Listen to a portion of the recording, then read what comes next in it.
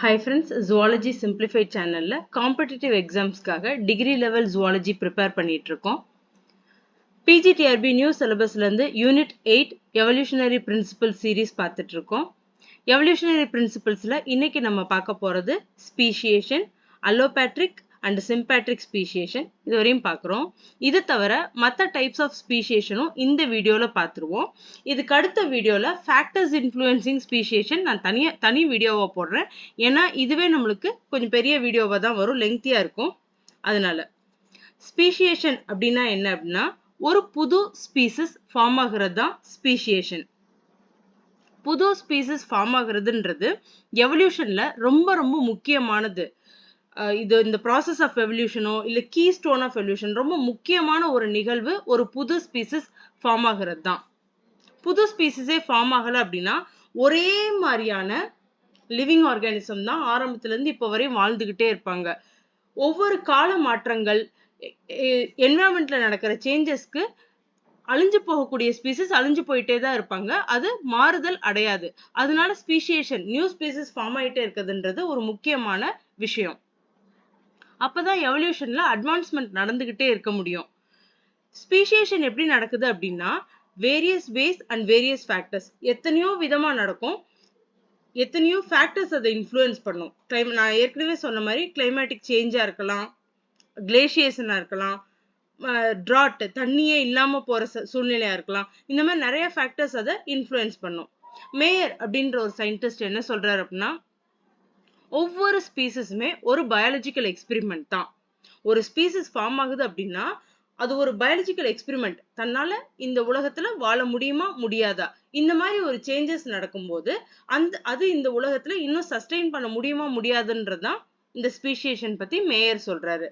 இப்படி ஸ்பீஷியேஷன் நடந்துகிட்டே இருந்தாதான் டைவர்சிஃபிகேஷன், நிறைய லிவிங் ஆர்கானிசம் நம்ம பார்க்க முடியும்.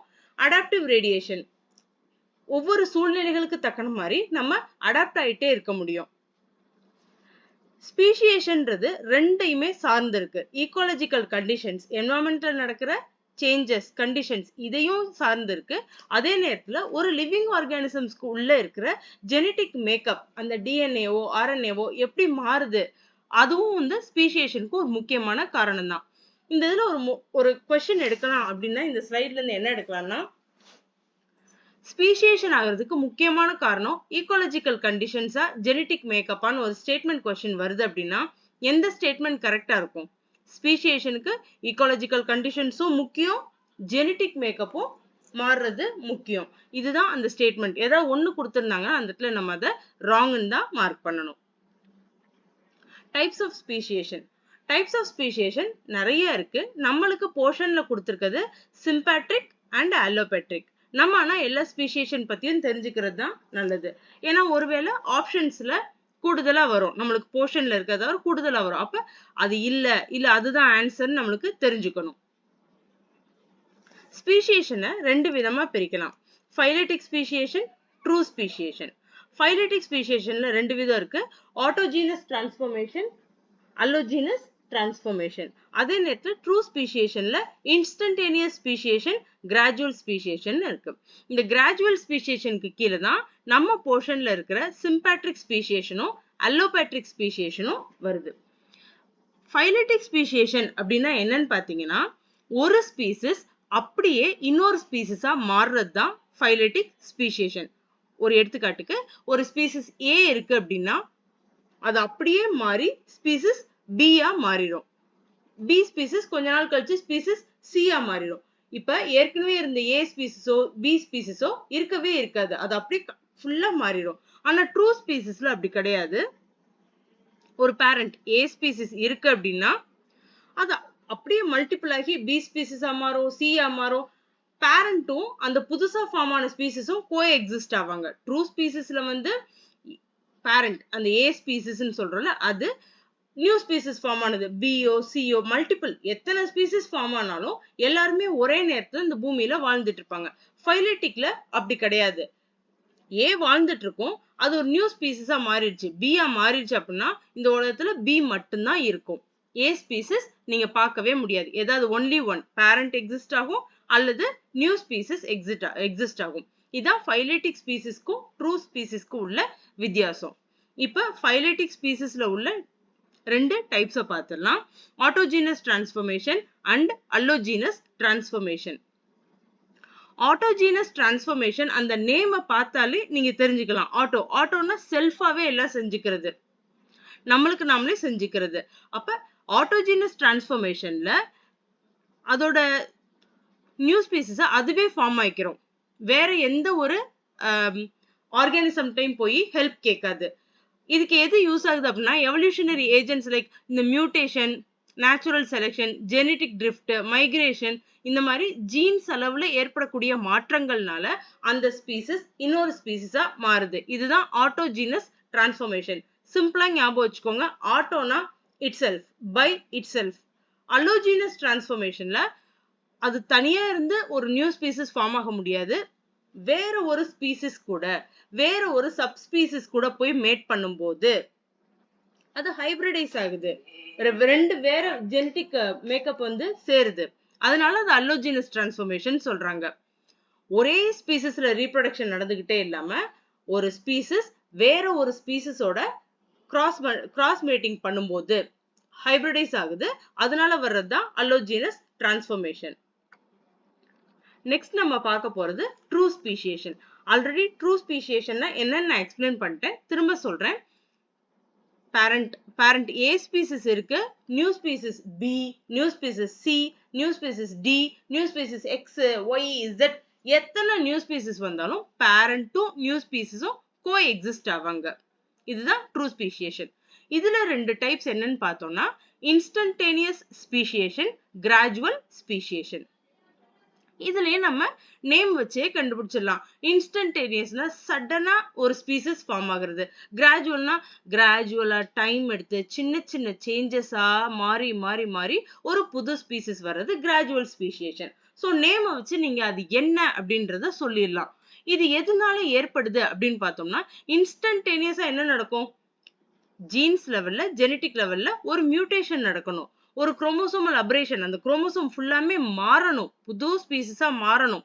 அந்த புது ஸ்பீசிஸா ஃபார்ம் ஆனது இந்த சுற்றுப்புற சூழல்ல அதால வாழ தகுதி இருக்கணும். அதுதான் புது ஸ்பீசிஸ் ஃபார்ம் ஆனதுக்கு அர்த்தம்.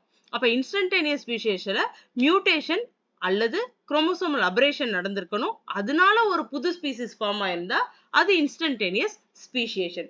இது நம்புறவர் யாரு அப்படின்னா டிவ்ரைஸ், ஹியூகோ டிவ்ரைஸ் வந்து இன்ஸ்டன்டேனியஸ் ஸ்பீசியேஷன்ல நம்பிக்கையா இருக்காரு. Gradual speciation.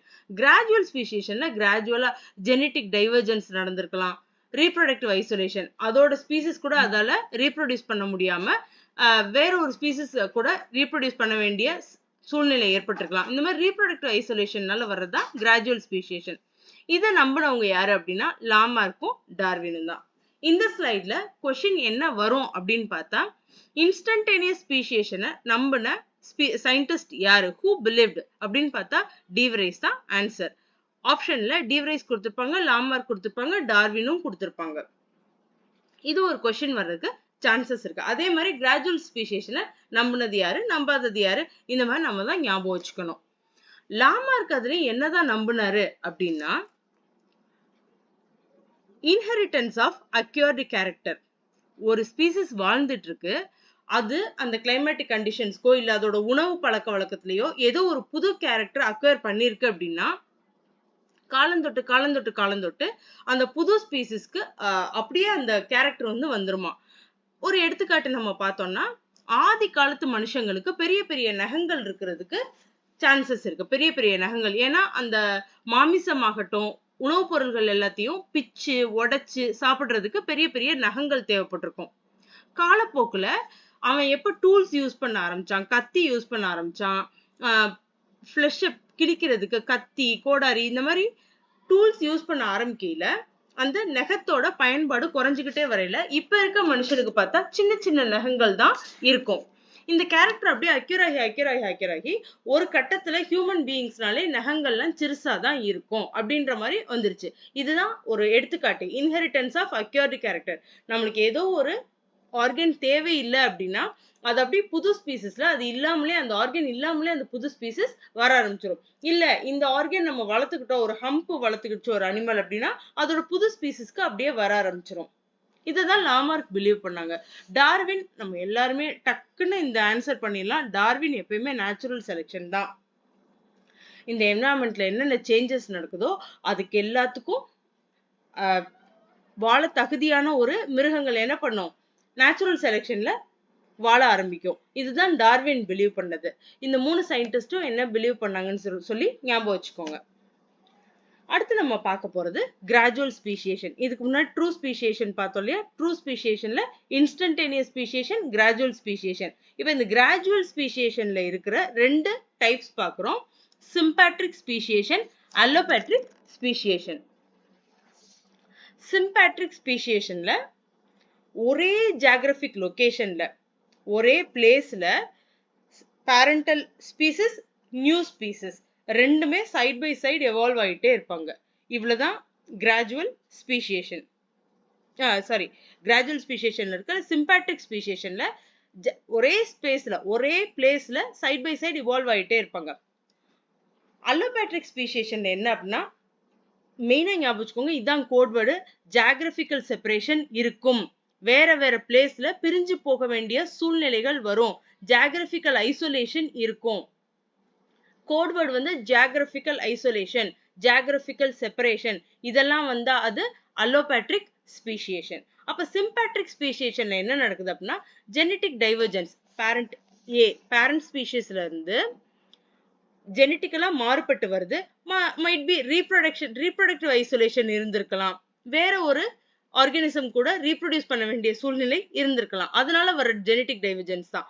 இதுல இந்த ஜியோகிராபிக்ன்ற நேமே வரக்கூடாது சிம்பேட்ரிக் ஸ்பீசியேஷன்ல.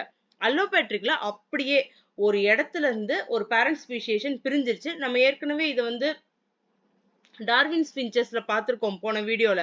அது மாதிரி ஜியோகிராபிக்கல் ஐசோலேஷன் இருக்கு. அந்த இடத்துக்கு இந்த பாதி ஸ்பீசிஸ்னால போக முடியல அப்படின்னா அது வந்து கிடைச்சிருக்க இந்த ஐலாண்ட்லயோ இல்ல வல்கனோ ஏரியாலயோ புது ஸ்பீசிஸா தன்னைத்தானே மாத்திக்க ஆரம்பிக்கும். தான் இருக்கிற இடத்துல தன்னை மாத்தி வாழ ஆரம்பிக்கும். இது வந்து allopatric speciation. Code word geographical isolation தான் அல்லோபேட்ரிக் ஸ்பீசியேஷன். இது தவிர 2 வேற ஸ்பீசியேஷன் என்னன்னு பார்த்துப்போம். ஆப்ஷன்ஸ்ல வந்தா நம்மளுக்கு ஆன்சர் பண்ண ஈஸியா இருக்கும். Quantum speciation, parapatric speciation. Quantum speciation பாத்தீங்கன்னா இந்த குவாண்டம் பிசிக்ஸ் இங்கிலீஷ் மூவிலாம் இருக்கும்ல, அதே மாதிரி தான். குவாண்டம்ன்றது ரொம்ப ஸ்பீடா, மோர் ரேபிட், மோர் அப்ரப்ட், அப்படி டக்கு டக்குன்னு புது ஸ்பீசிஸ் ஃபார்ம் ஆகிட்டே இருக்கும்.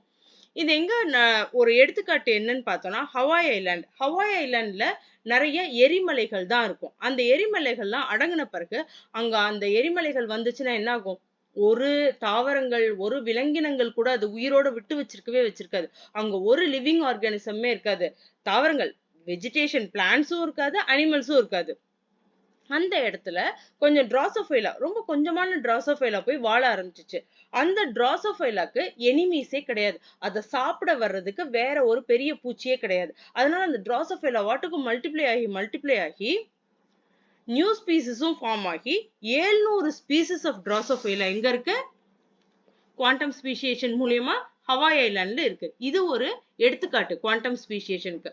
குவாண்டம் ஸ்பீசியேஷன்ல பாத்தீங்கன்னா பாருங்க, ஒரு டிராசோஃபைலா ஸ்பீசிஸ் 700 ஸ்பீசிஸா நியூ ஸ்பீசிஸா ஃபார்ம் ஆயிருக்கு. ஆனா இங்க சப் ஸ்பீசிஸே ஃபார்ம் ஆகவே ஆகாது குவாண்டம் ஸ்பீசியேஷன்ல. அதே இது பாராபெட்ரிக் ஸ்பீசியேஷன். இதுவும் ரேபிட் தான், ரொம்ப ஸ்பீடா நடக்கிற ஒரு ப்ராசஸ் தான். இது வந்து ஏற்கனவே நம்ம படிச்சிருக்க அல்லோபேட்ரிக், சிம்பேட்ரிக் ரெண்டுக்கும் இன்டர்மீடியட் தான். ஜியோகிராபிக்கல் ஐசோலேஷன் இருக்கலாம், இல்லாமையும் இருக்கலாம். இது வந்து continuous population in continuous cline, கண்டினியூஸா ஃபார்ம் ஆயிட்டே வரும். இப்ப குவாண்டம்ல பாத்தீங்க அப்படின்னா திடீர்னு நிறைய ஸ்பீசிஸ் ஃபார்ம் ஆயிருக்கும். பாராபெட்ரிக்ல அப்படி கிடையாது, கண்டினியூஸா ஒவ்வொரு ஸ்பீசிஸா ஃபார்ம் ஆயிட்டே இருக்கும். இந்த பாராபெட்ரிக் ஸ்பீசியேஷனோட கோட் வேர்டு என்ன அப்படின்னா கண்டினியூஸ் பாப்புலேஷன், கண்டினியூஸ் கிளைன் அப்படின்னு வந்து அது பாராபெட்ரிக் ஸ்பீசியேஷன். முக்கியமானது என்ன அப்படின்னா, பாராபெட்ரிக் ஸ்பீசியேஷனுக்கு ஜியோகிராபிக்கல் ஐசோலேஷன் தேவை இல்லை. கண்டினியூஸா ஒரே இடத்துலயே பாராபெட்ரிக் ஸ்பீசியேஷன் நடந்துட்டு இருக்கும். ரீப்ரொடக்டிவ் ஐசோலேஷன் மட்டும் இருக்கும். ரீப்ரொடக்டிவ் ஐசோலேஷன் இல்ல அப்படின்னா பேரண்ட் என்ன ஜீன் இருக்கோ ரீப்ரொடக்ஷன் மூலமா அப்படியே ஆஃப் ஸ்பிரிங்க்கு வரும். அது நியூ ஸ்பீசிஸ் ஃபார்ம் ஆகவே ஆகாது. நியூ ஸ்பீசிஸ் ஃபார்ம் ஆகணும், அதுவும் ஒரே ஸ்பேஸ்ல ஃபார்ம் ஆகணும் அப்படின்னா கண்டிப்பா ரீப்ரொடக்டிவ் ஐசோலேஷன் இருக்கணும். நெக்ஸ்ட் வீடியோல ஃபேக்டர்ஸ் இன்ஃப்ளூயன்சிங் ஸ்பீசியேஷன் பார்க்கலாம். தேங்க்யூ.